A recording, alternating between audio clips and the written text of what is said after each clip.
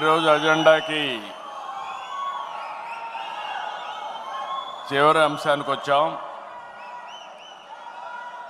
ఏదైతే 6 శాసనాలు ఈరోజు జనరల్ సెక్రటరీ ప్రతిపాదించినటువంటి 6 శాసనాలు ఆంధ్రప్రదేశ్ రాష్ట్ర చరిత్రను మార్చబోతున్నాయి. అదే మరిగా 2025 కడపలో జరిగిన ఈ యొక్క మహానాడు ఒక చరిత్ర సృష్టిస్తుంది. ఇప్పటికి 5 అయినాయి, రేపు ఒకటి ఉంటుంది కాబట్టి రేపే నేను రిప్లై ఇస్తాను. ఏ విధంగా భవిష్యత్తుకు నాంది పలుకుతుందో ఒకసారి చెప్తాను, రేపు చెప్తాను. ఇప్పుడు నేను మీ దగ్గరకు వచ్చింది, నేను ఎప్పుడు కూడా మనందరిలో కూడా ట్రాన్స్పరెన్సీ ఉండాలి, అందరికీ అన్ని విషయాలు తెలియాలనే ఉద్దేశంతోనే నేను ఎప్పుడూ కార్యక్రమాలు చేస్తూ వచ్చాను. ఈరోజు మనం విరాళాలు అడిగితే నేను మార్నింగే చెప్పాను, ఈరోజు మొత్తం చూస్తే 22,28,00,000 రూపాయలు ఈరోజు విరాళాలుగా వచ్చాయి పార్టీకి. గట్టిగా చప్పట్లు కొట్టి అందరినీ అభినందించాలి, ఆశీర్వదించాలి. ఎప్పుడు కూడా దాతలు డబ్బులు ఇస్తే, మంచి కార్యక్రమానికి ఇస్తే ఇంకా వాళ్ళకు డబ్బులు భగవంతుడు ఇస్తాడు. తద్వారా ఎప్పటికప్పుడు డొనేషన్లు ఇవ్వడానికి అవకాశం ఉంటుందని చెప్పి కూడా నేను మీకు తెలియజేస్తున్నా. ఈరోజు మనం చూస్తే వేమిరెడ్డి ప్రభాకర్ రెడ్డి గారు 5 కోట్ల రూపాయలు పార్టీకి ఫండ్ కింద విరాళం కింద ఇచ్చారు. గట్టిగా చప్పట్లు కొట్టి అభినందించాలి.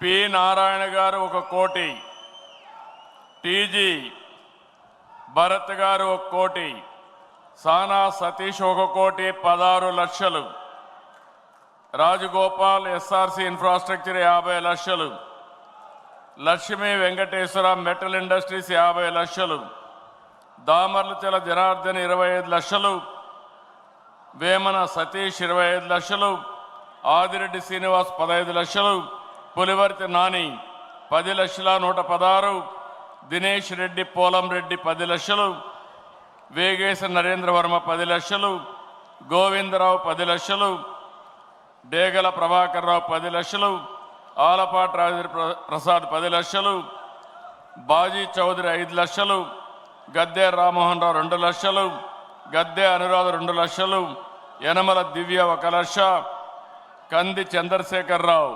5,01,116, గోవర్ధన్ రెడ్డి 5 లక్షలు, జి కోటేశ్వరరావు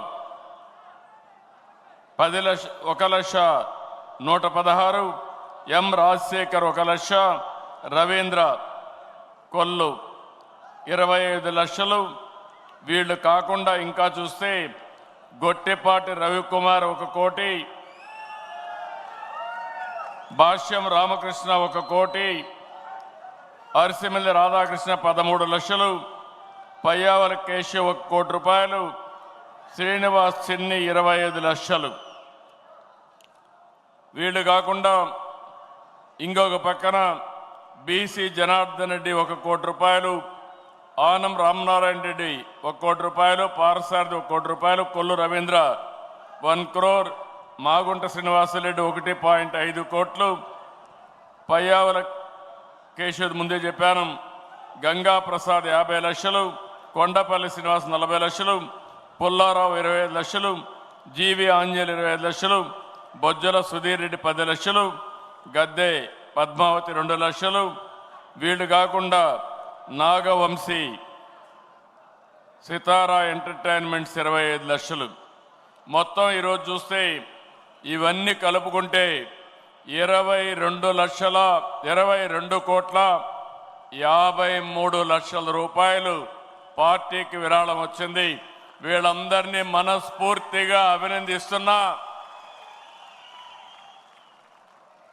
నేను ఇంత మునిపే చెప్పాను, ఎవరైనా కానీ ఆన్లైన్లో ఇవ్వాలంటే మీరు ఆన్లైన్లో పే చేసే అవకాశం కూడా మీకుంది. ఈ పార్టీ రన్ చేయాల్సింది భవిష్యత్తులో ప్రతి ఒక్క కార్యకర్త వాళ్లకు శక్తి ఎంతుంటే అంతగానే వాళ్ళు డొనేట్ చేయగలిగితే పార్టీకి ఖర్చులు పెట్టుకుంటాం, మిగిలిన డబ్బులు పార్టీ కార్యకర్తల సంక్షేమానికి ఖర్చు పెడతాం తప్ప వేరే దానికి కానీ కాదని చెప్పి కూడా మరొకసారి విజ్ఞప్తి చేస్తున్నా.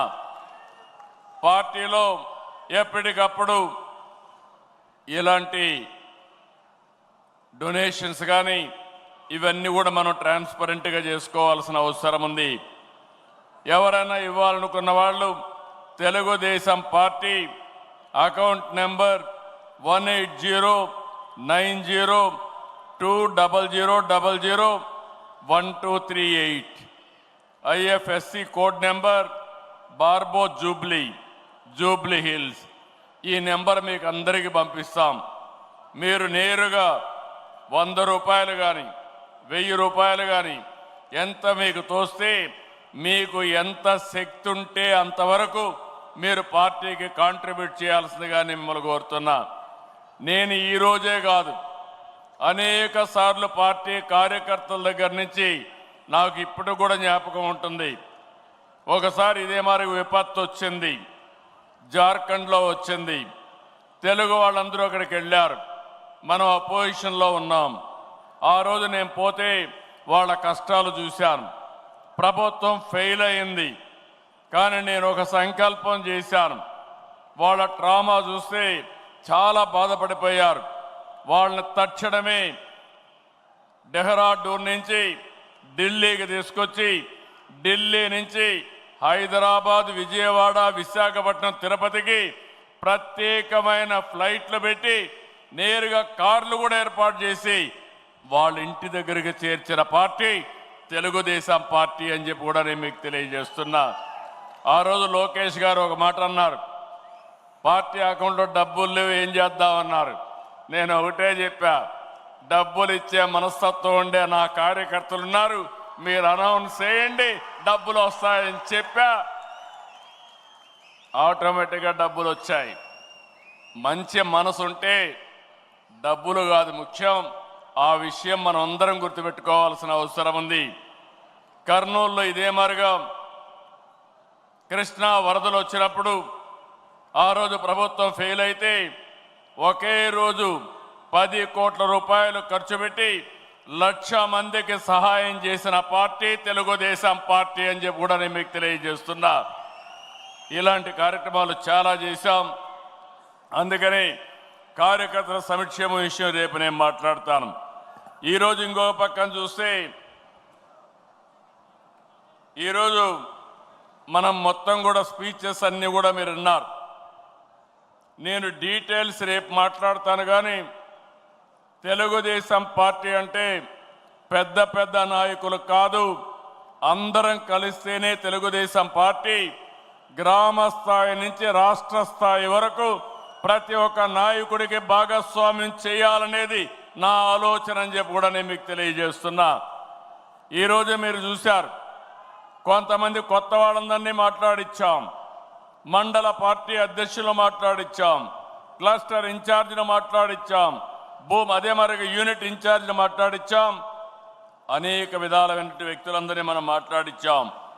ఇది మాట్లాడినప్పుడు నేను ఎప్పటికప్పుడు మీకు అందరికీ కూడా సమాచారం అడుగుతున్నాను.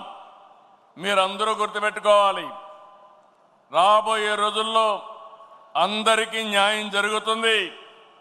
ఎవరైతే సమర్థవంతంగా పనిచేస్తారో వాళ్లకు గుర్తింపు ఉంటుంది పార్టీలో అని చెప్పి నేను మీకు తెలియజేస్తున్నా. ఏ నాయకుడు కావచ్చు, ఎమ్మెల్యేలు కావచ్చు, ఎంపీలు కావచ్చు, మంత్రులు కావచ్చు, కార్పొరేషన్ చైర్మన్లు కావచ్చు, కడకు క్షేత్రస్థాయిలో ఉండే కేఎస్ఎస్ కావచ్చు, అందరి యొక్క పర్ఫార్మెన్స్ మనం అనలైజ్ చేసుకుని తద్వారానే మీకు గుర్తింపు ఇస్తున్నాం.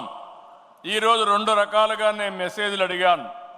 ఒక మెసేజ్ మీరు చూస్తే వాట్సాప్ అడిగాను, ఒక మెసేజ్ చూస్తే మిమ్మల్ని అందరినీ ఐవీఆర్ఎస్ అడిగాం. ఈ 2 విషయాల్లో చూస్తే కార్యకర్తే అధినేత అనే తీర్మానం వాట్సాప్లో వస్తే కొల్లు రవీంద్రకి బాగుందని 93.13% 93% వచ్చింది. అదే మరిగా టీజీ భరత్ ప్రతిపాదించిన ఇవ్వగలం 76.92% వచ్చింది. అదే మరి యువగళం యువత సంక్షేమం అప్పలనాయుడికి 81% వచ్చింది. అదే మరి మధ్యపాటి వెంకట్రాజు 86% వచ్చింది. ఇంకో పక్క వెంకట నరసింహకి 84% వచ్చింది. ఇంకో పక్క యువగళం తీర్మానం పైన కాదర్ భాషకి 72% వచ్చింది. అరిసిమెల్లి రాధాకృష్ణ గారికి 83% వచ్చింది. అదే మాదిరిగా వేణుగోపాల్కి క్యూబ్స్లో పనిచేసే అతనికి 85%, అంటే మై యాప్ గురించి మాట్లాడితే 85% వచ్చింది. రవినాయుడు 86% వచ్చింది. శివకుమార్ బలపరిచినటువంటి వాట్సాప్ తీర్మానంపై బాగుందని శివకుమార్ మాట్లాడితే అతనికి 83% వచ్చింది. కావలి గీష్మ గారికి 85% వచ్చింది. దుర్గా ప్రసాద్ 84% వచ్చింది.